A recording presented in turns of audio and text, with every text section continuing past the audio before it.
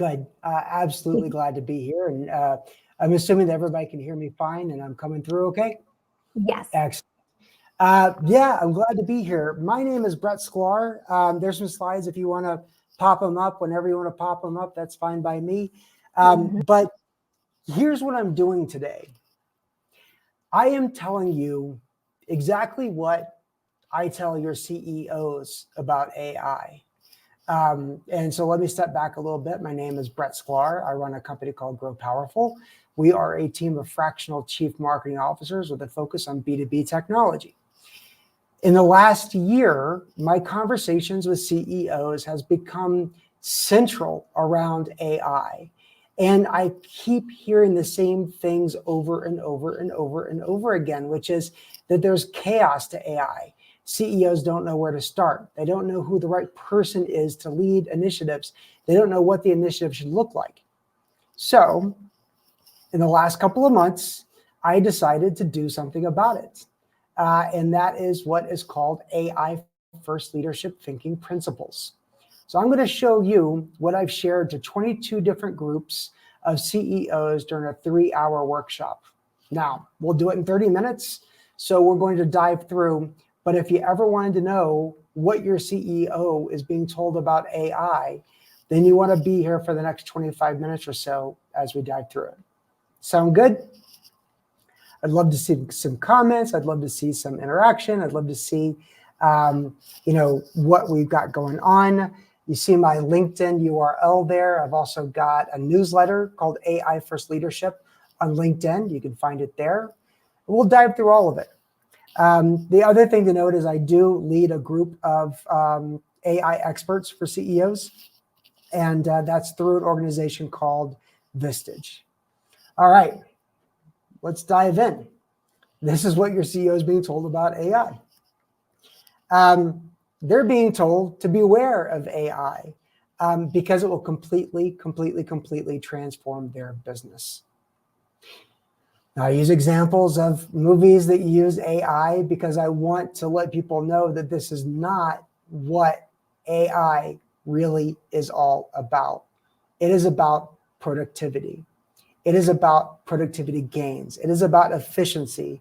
And it's about finding the right people who understand AI, who is your next generation of hires.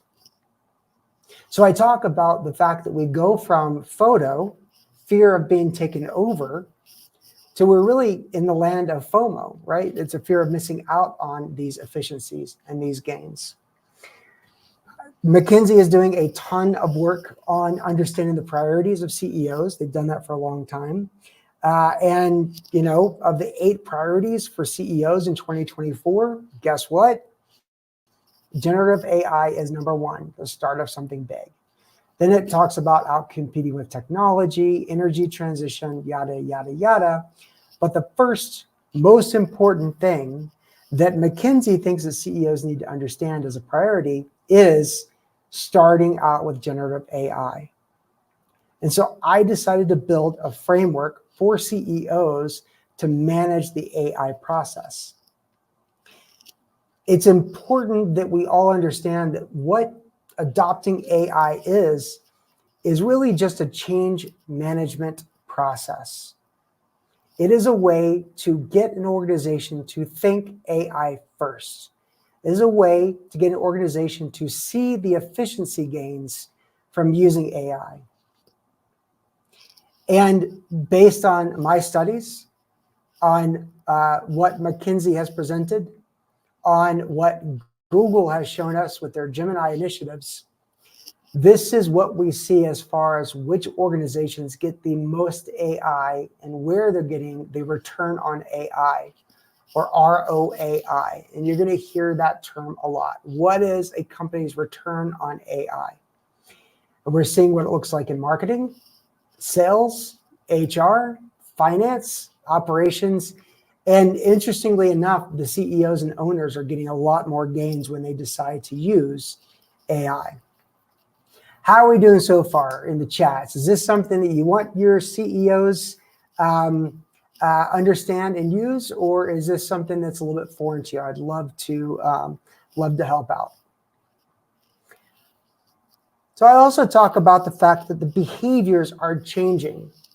I gave a presentation in Temecula, California the other day, and I showed that when I was looking for things to do when I visited that city, on the left-hand side, you see what Google shows you, which is a ton of ads. It is an advertising platform trying to serve up ads to you.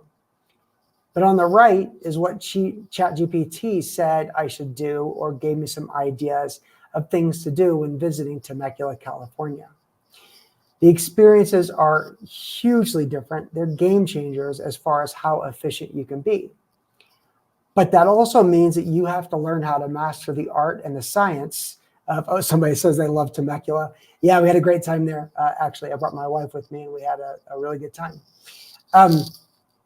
But this shows how the user experience or the customer experience is very different. People are using AI as their search engine more so than they're using Google as the newer generation emerges. They're also using Instagram as a search engine, and they're using ChatGPT and other generative AI tools as a search engine.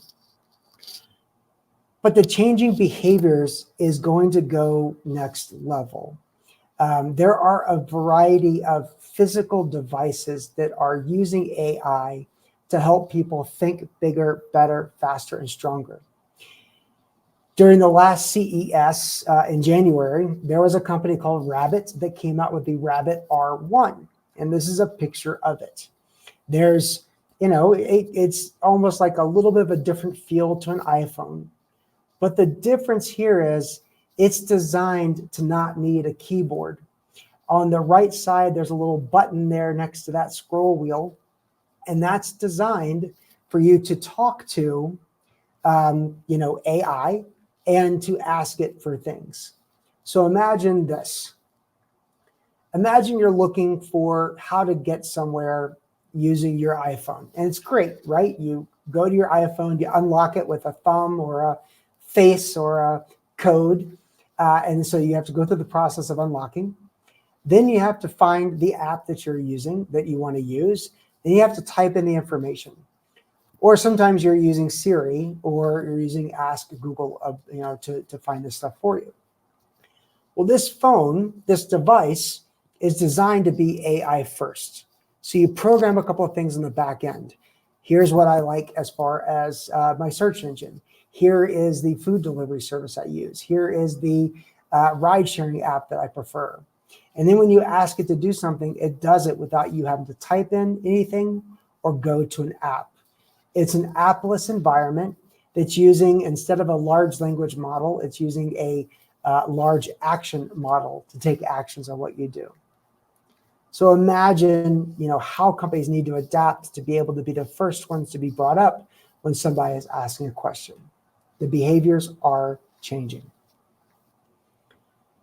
So with all this in mind, I needed to do something to help translate all of this innovation and all of this chaos into something that was workable and usable for CEOs.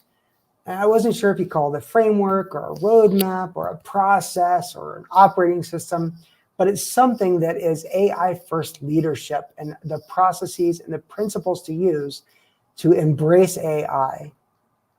And I'm always asked who should lead this within the company. And they initially think it's the IT department. And in fact, I've had people say, oh, I want to bring my IT person here to this presentation. I'm like, great, but they're going to be bored because this is about leadership and this is about deploying the processes of AI throughout the organization and thinking about AI and how it can do wonders for you. So AI first leadership is a strategic approach to help companies make decisions about how, when, where, why, and what for to use AI. So let's dive in. There are 9 AI first leadership thinking principles. And because I don't want to bore you, we're going to just dive right in and you can see all of these. So principle number 1 is setting the tone. And every CEO needs to be able to say what their intent is for AI. Should you embrace it? Should you test it? Should you put it into a sandbox to make sure that You've got the playground. The CEO needs to articulate the vision of what AI can do for the organization. And if the CEO hasn't done that yet, you as the marketing person, you as a CMO, you need to help your CEO succeed by giving them the talking points about AI or showing them the way with AI. The second principle I call build a playground. What's a safe space to use so people can test things out? I love to scare CEOs by asking them who in their company has used generative AI in their job, and they don't think many people have. But then you go and ask their executive team, and everybody raises their hand, and they're pretty sure that most of the employees have been using it and are using it regularly. Then I ask the question, which generative AI tool do you use? And most people say, well, we had them trying out the free version of ChatGPT. And I said, okay, do you know that your stuff becomes their stuff when you use the free version of ChatGPT? No, I didn't know that. Okay, you need to have an acceptable use policy in place, and you need to set the tone for how AI is used and how to be responsible about AI. That's number one, setting the tone. Number two, building that playground. Safe space for people to work on things, to try things out, to test, to learn, to fail, have some fun with it, and make sure you know it is a safe space where that playground could be built. The third thing, embrace agility. This is where you get to have a lot of fun. There are things that are changing and things that are adapting very quickly. So how do you as an organization make yourself into a learning organization led by the marketing team to try new things? So this is where I recommend that the company does incentive programs using promptathons, where people are sharing and showing the prompts that they use and how that is impacting the business. And I'll give you a couple of great examples of where this has been used. When you're able to help others see and learn the prompts, you can figure out what works and what doesn't for your organization. You can share the prompt you used and what you were looking to do and what the output was, and share that within a group. And I got this idea because I was having dinner with a friend of mine who was a school teacher. And when I talked about the fact that I like sharing ideas about AI, she got really angry. And she was like, well, I hate the fact that generative AI is making all of my students into stupid people. And I said, you couldn't be any more wrong, because your students are going to be using AI throughout the rest of their lives. Set them up for success. But if we really want to know if they're actually learning and understanding the content, don't stop them from using AI. Ask them to show you the prompts that they use. And the prompts are where the questions get asked, and you can understand how people are thinking about solving problems by looking at their prompts. So actually, I'm getting a t-shirt made that says #ShowMeYourPrompts, because I think that prompt sharing is the #1 way that organizations can really embrace this agility and this adaptability and iterate and become a learning organization by doing this. Create the games, have some fun with it, turn it into your own playground. The fourth thing I tell CEOs is AI can allow you to leverage the speed of innovation without having to actually invest in AI itself. Here's what I mean by that. Every company uses a multitude of software and SaaS platforms and tools that are out there. And it's up to the organizations to push those software vendors, those SaaS vendors, to utilize and leverage AI and do all the heavy lifting so that you don't have to as an organization. And let me say that again, because this is where the CEOs start to scratch their head and start to take notes and start to jot down ideas. You should be pushing on your vendors to leverage AI and not the other way around. Don't wait, but leverage them. And there's a couple of different ways to do it. One is push the software vendors to utilize AI or find a competitor that does it. for that software, or that application you're using. The second way is if you're using third-party companies or vendors to write content, to do some, content-driven or customer-driven work, they should be leveraging AI, not 100%, right? It's the partnership between AI and people that makes the difference. But having those vendors leverage AI, get those cost savings, and renegotiate with those vendors who are leveraging AI for their cost efficiencies and gains, as well as others. So then we go to the next one. Understand ethical AI responsibility. When I talk to CEOs about ethics and AI, they kind of are like, okay, I guess you have to talk about ethics and AI. I said, well, yeah, but let me give you an example. Deep fakes. People are imitating people's voices. People are sending things out on behalf of others when it's not really them, but it's AI written content. People that are using AI to find information or find hacks into people's information because it can do it 10 times or 100 times faster than humans can do it. Those types of things, AI can be used for bad just as much, if not more, than it can be used for good. So we spend quite a lot of time, and this is where we get into a lot of philosophical discussions and disagreements. The next one is teaching people how to power their data with the power of AI. And so what's really important here is that everybody can be a data analyst. Everybody can be a data scientist. People who are afraid of numbers can actually embrace numbers because AI will translate those numbers into action items. But also in operationally sound or operationally efficient organizations, AI can be used responsibly to really help analyze data and understand how to turn things around very quickly for a company. So powering your data is one of the greatest ways that operations teams can utilize the data to ask better questions. The seventh thing is leveraging customer-centric AI applications to help the customer experience be better.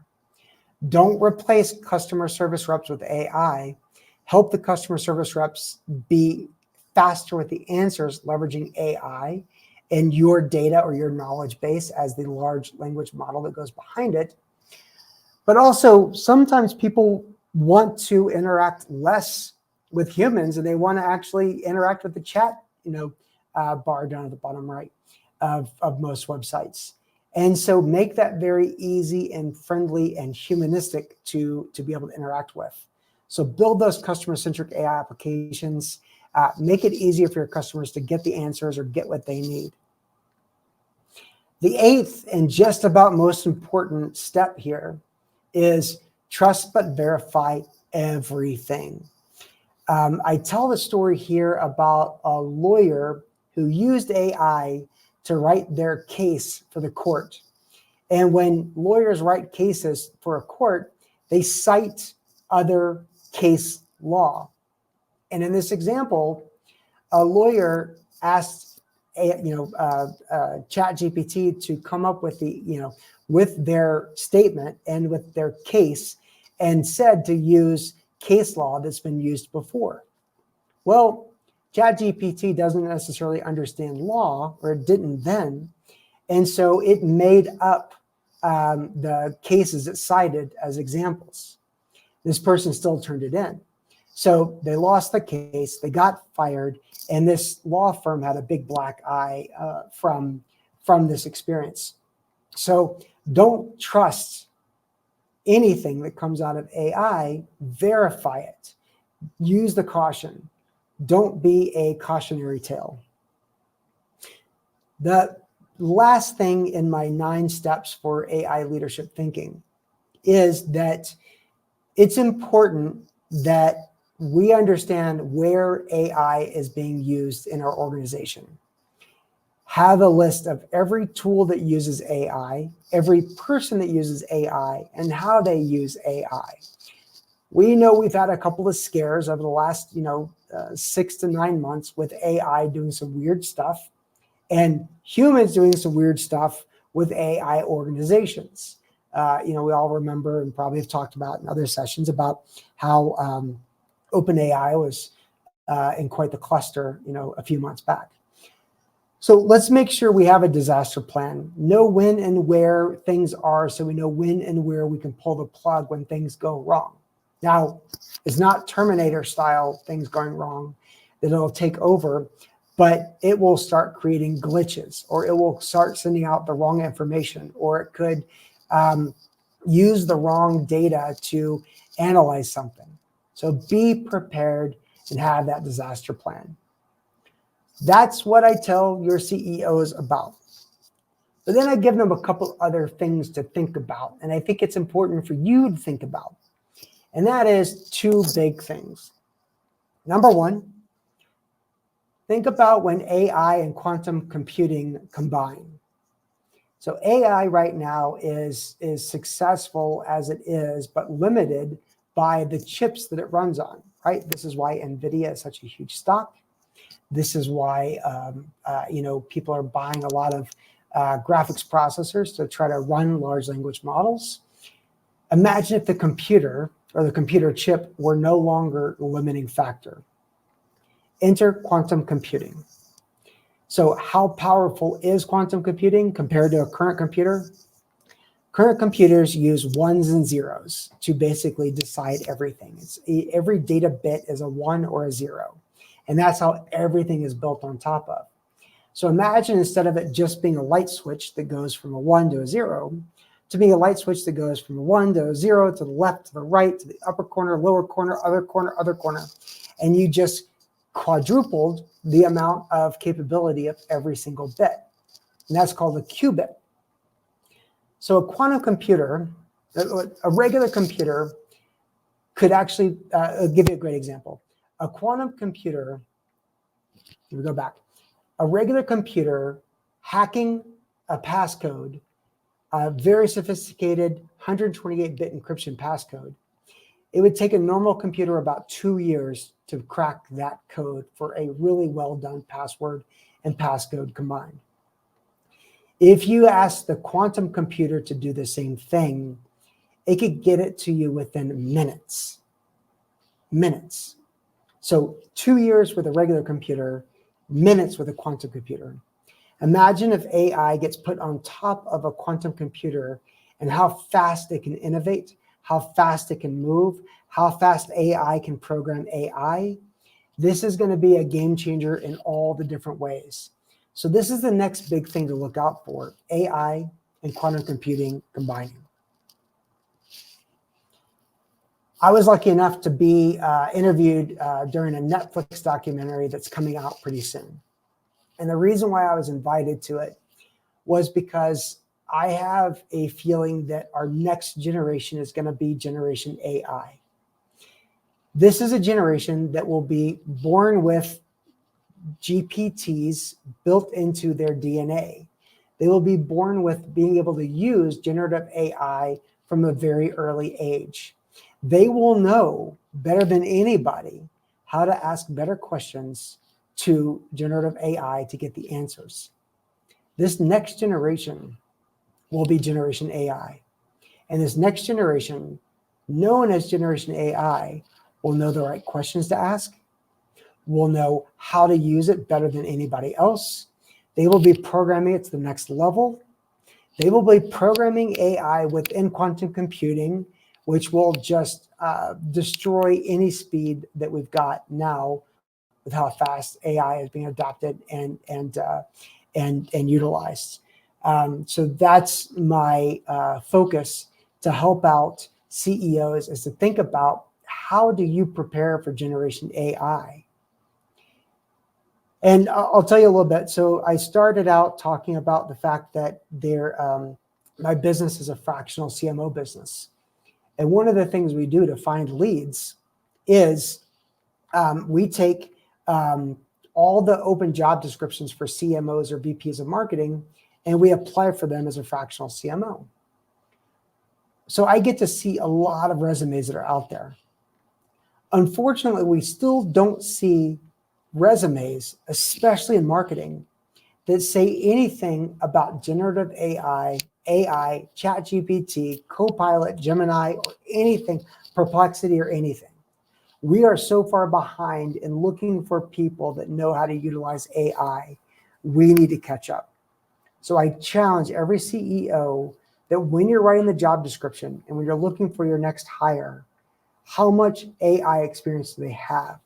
Give them an AI exercise. Have them show you their prompts and see how it can be successful to utilize. So that's what I talk with CEOs about. If you like what I said, I love you. If you don't like what I said, I still love you and I want to hear from you. A couple of URLs here and a QR code if you'd like. If you go to aifirstleadership.com, it will take you to a couple of things. One is I have a newsletter that I have on LinkedIn that we've got several thousand followers on, and I try to post to that weekly or every other week. There's also a link that if you wanted to book time with me and talk about some of this stuff, or you need ideas on how to position this with your CEO, you can find a way to connect with me there. If you want to get these 9 AI first leadership thinking principles, you can download them and get access to them that way. But that's a way to get a hold of me and to get a hold of the AI first leadership thinking process. So that's really it for right now. I know we've got about 2 minutes left here, but I see a couple of things coming on. So yeah, there's that AI first leadership thinking that's been broadcasted there. My LinkedIn link is up earlier. You can see that information. And I look forward to hearing what you have to say and what you have to know. I will say that it's interesting. When I talk to CEOs or business owners, there is a curiosity that they have. And I've gone from, just in the last 6 months, people who are curious but, resistant, to people that are curious and leaning in. And it really has been a big change. What I will also tell you is I have seen that when I present to leadership teams and not just the CEO, so companies bring me in to present AI strategies, when they bring me in, I still have that caution that is shown to me by the leadership team. The CEOs are moving forward faster. The leadership team is still scared of AI. And what I tell people is, and I remind them, AI is not going to replace your job. It's the people who understand how to use AI that will replace your role. So I say that over and over again, and I really try to make sure that that is crystal clear. AI is not coming for your job. People who know how to use AI will actually take your job before you can say AI. And with that, just want to say thank you and feel free to reach out. And I hope that this was helpful and informative. It was, believe me, it was amazing. I love what you said in the end, because that's it, it's not like crazy robots that is gonna take the world. No, come on, relax. It's not like that. You have to know how to use it so you can make the best of it and the best of your career as well, because that's literally the future. And there's it is there, and then it's not there like, oh my gosh, it's gonna happen in 5 years. No, it's happening right now, so we should run. Very much so. We prepared one question for you because we want to know, it's very interesting. We could have a TED Talk just talking about this all day long, but we have more people. So we have one question. What are the future trends in AI that CEOs are being briefed on, and how should CMOs be prepared for this? So good question. And I think there's a lot to that question, but I'll just shortly say, CEOs are looking for 2 things: competitive advantage and the return on the investment of things that they do. So the most strategic thing is, how do I do more than my competitors using AI, and how do I track the return on AI? Those are the big things that are being asked. And with the process that I have, I can answer that and I can show that. But that's what's on the minds. So as a marketer, your job, your mission, should you choose to accept it, is to talk about the return on AI, that RoAI. And if you do that and you show the multiples of gains and you can show the competitive differentiation and how you can leverage AI to outflank competitors, now you're going to get the ear of the CEOs and they are going to anoint you all holy AI specialists of the organization. And then you get more budget, you get more authority, and you have more fun because you're finding ways to use AI across the entire company, not just in marketing. That's perfect. I love it. Thank you so much for all the knowledge, all the tips.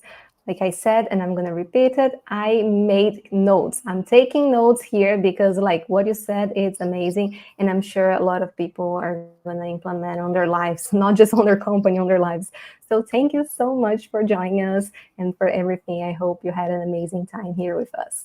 Thank you very much.